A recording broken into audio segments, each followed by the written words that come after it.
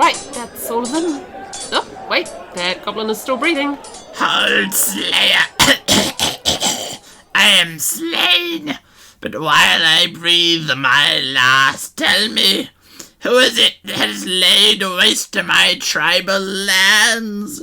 Who has desecrated the halls of our gods with the blood of my kin? Who has filled the sacred spring with the bodies of our gentle steeds and livestock? Oh, right, my name is... hang on, just let me check my back of my character sheet. Obsidian Midnight, the half-elf paladin. Oh, and what grave sin of our past has caused you to visit such ruin upon my people? Huh? Why did you kill us all? Oh, for the XPs and the GPs! Whoop whoop!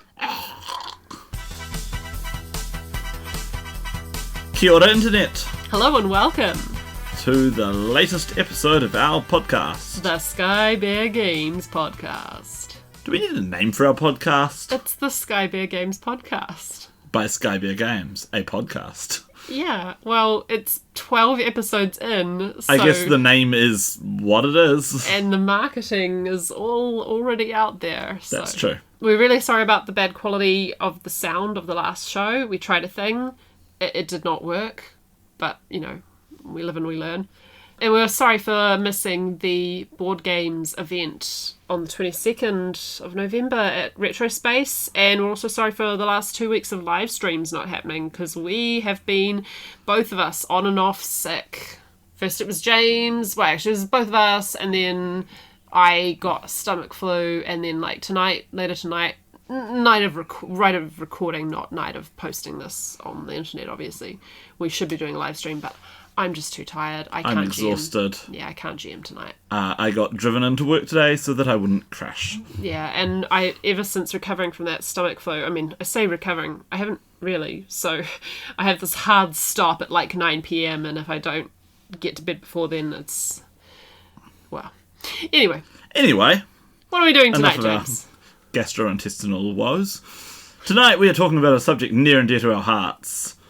Capitalism. Oh boy. Both in games and out of games. Yeah. Oh boy, what a fun topic. Well, hit us, James, with the latest those B words news. So, this is some news we thought that we had wound up delaying too long for, but then it's kind of popped up again. Margaret Weis and Tracy Hickman, the extremely successful authors of the Dragonlance saga. Dragonlance, you say? I know, my favourite. You're saying Dragonlance came up on the news and we weren't going to cover it? I am. Just because we wound up having other things that we had to talk about, and by the time we had free time, it was too late. Anyway, Margaret Weis and Tracy Hickman are suing Wizards of the Coast for damages. They are suing Wizards of the Coast for over $10 million. Hot damn! It's a lot of money.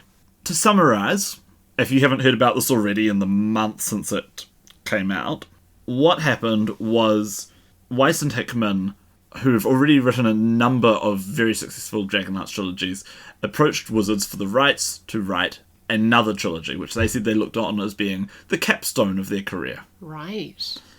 And this was well underway when Wizards of the Coast decided that they, according to the lawsuit, this is of course only one side of the story, Wizards of the Coast decided that they did not want to proceed with the contract, and that rather than try to work with Weis and Hickman to resolve some dispute, they simply said, we will not approve any draft that you submit from now on for your contracts.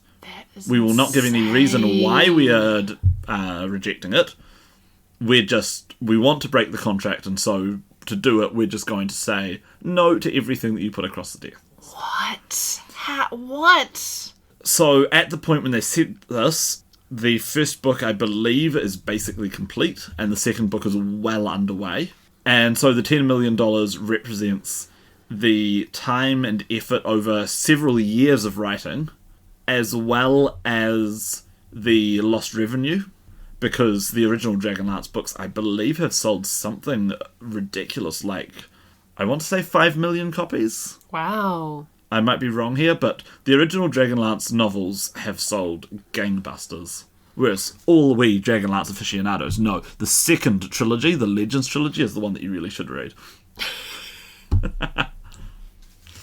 Anyway, so when this came out, a lot of people went, oh wow, that's really bad of Wizards of the Coast. But at the same time, there were people who said, hang on, we don't know everything that's going on. We don't know Wizards' side of the story.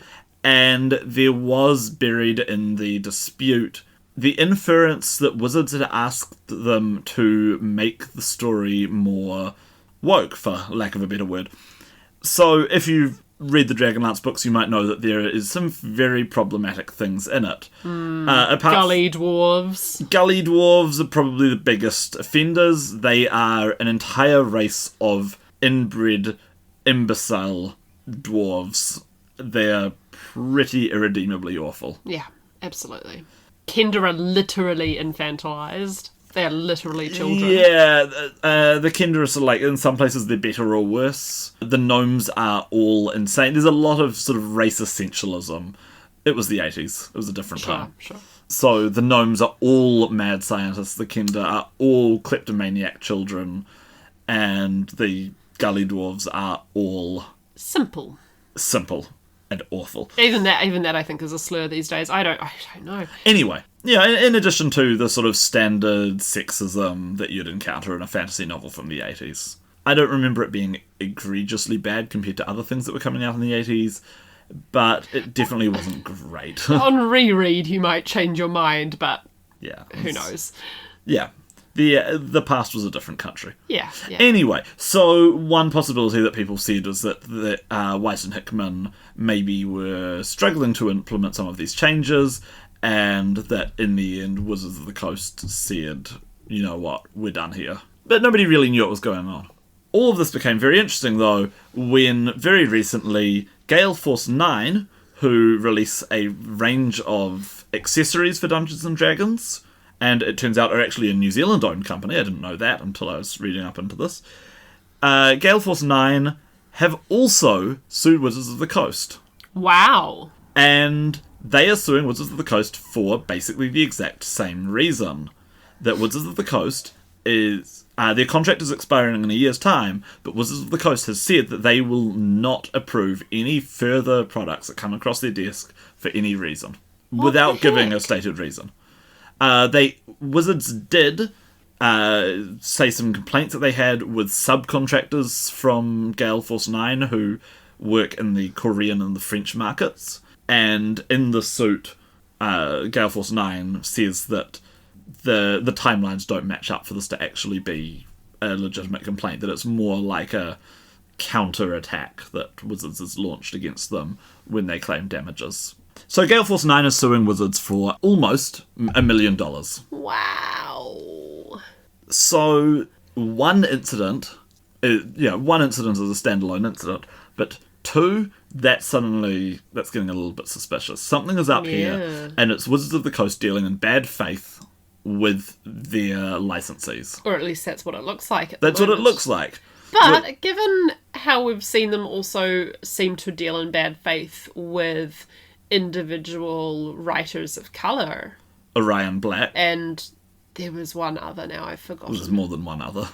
Sure. Over the years. But yeah, seeing the way they're dealing with creatives, it's not like this is just the first and the second instances. We've seen a lot of bad faith acting from them. Now, one theory that I've seen online about this, and this is just speculation, is that Wizards of the Coast is known to be in negotiation for doing a Dungeons & Dragons movie. There's been a lot of sort of theorising going on about exactly what that would look like. But Hollywood does not like it when their licensees have other vested interests in their properties. Because the money from a Hollywood movie isn't the movie, it's the merchandising. The merchandise. But wouldn't the merchandising automatically go to Hasbro? You'd think that, but presumably there would be cuts of, if you're merchandising our movie, we get a cut of it. Sure. But, yes, apparently Hollywood lawyers are very nervous about having other people who are part of the whole arrangement. Right. Or who might have a stake in the arrangement. And Hollywood money is big enough that Wizards might well have decided, well, we just need to wrap up these contracts super fast, let's break the contracts, settle out of court if we need to, pay them lots of money, and then we're free to follow a contract with Hollywood. We'll see whether that theory pans out. We'll see what happens with that. Yeah. The rumours of the D&D movie have been very persistent. Great. Another Yay! movie Because, the last one was franchise. so great. Do you remember? Yeah. Have you seen the old Dungeons and Dragons movie from 3rd edition? Yes, I have. Unfortunately, so have I. Yeah. Gentle listener, if you are interested in finding the D&D movie, don't.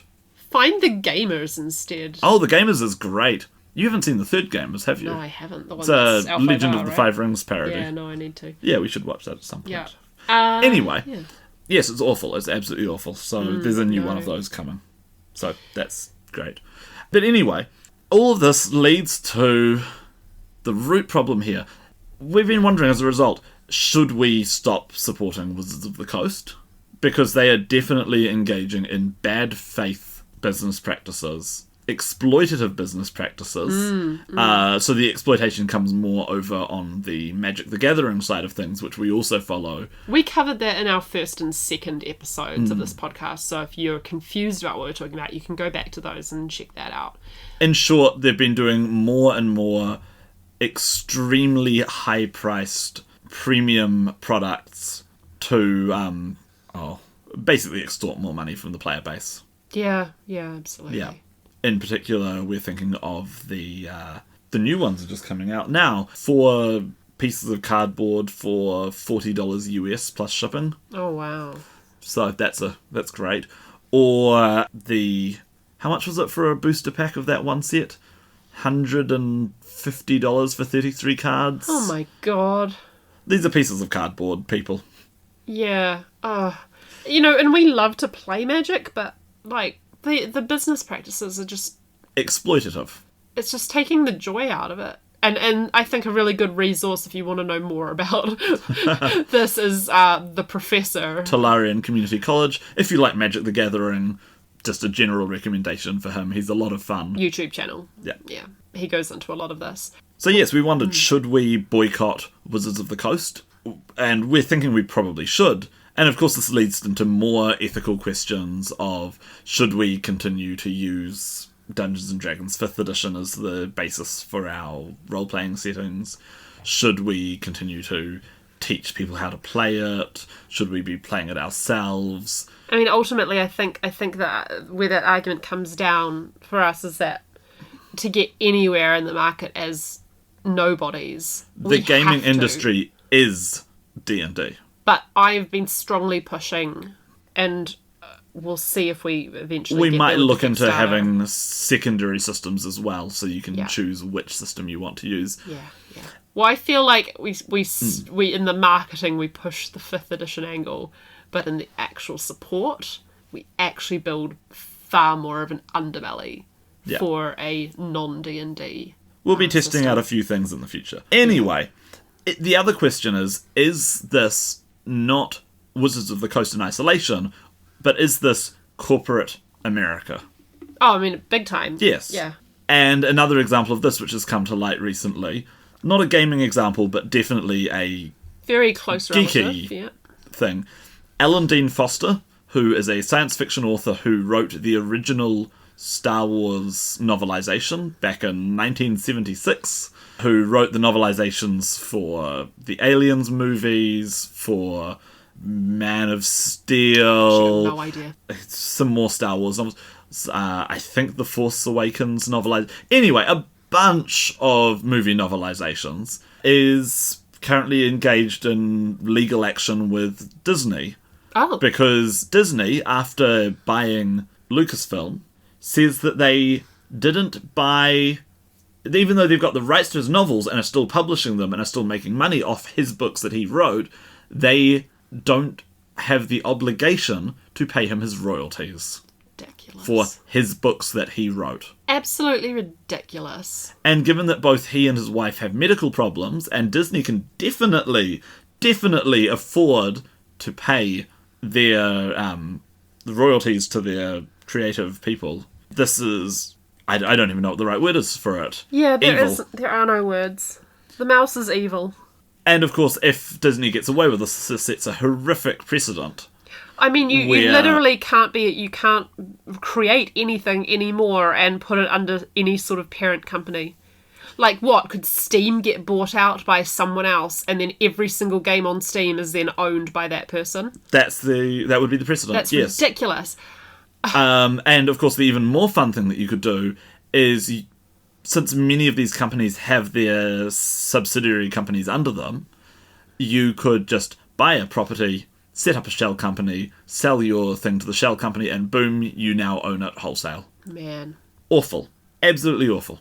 And so then we say, do we boycott Disney? Do we boycott the Marvel movies, which we are massive fans of? Do we boycott Marvel Champions, which is another card game that we love at the moment?